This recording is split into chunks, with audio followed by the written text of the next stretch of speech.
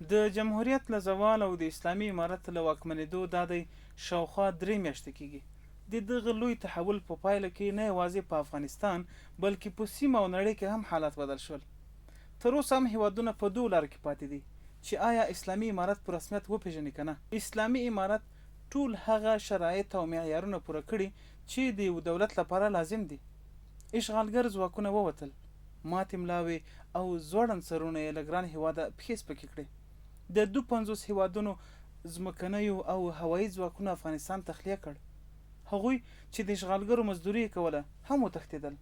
هو، اوس د افغانستان ځمکه امن شوه. د تورو امریکایي چورلکو ناڅاپه غږونه مو اوس د 6 میاشتو ماشوم په خوب کې نه راویښوي او د 52 وحشتناک پروازونه مو مظلوم ولس نه ځوروي.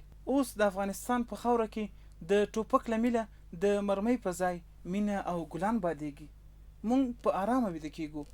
د بم غورځونکو الوتکو درک نشته او په لویو لارو کې هم د اشغالګرو قوتونو د زغروالو ټانګونو کتارونه نه لیدل کېږي.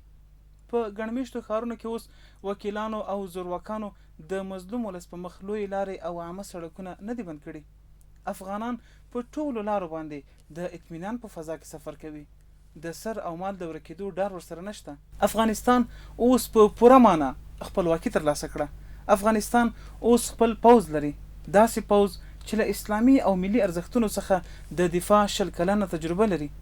اوس څوک نشي کولای له اجازې پرته زمونږ پر غولې هجوم راوړي. څوک د دې جرأت نه لري چې زمونږ د انګړ وروته پښه بنده کړي او زمونږ لاسونه او سترګې راوتړي. الحمدلله اوس د الله رب العزت احسانونه دي.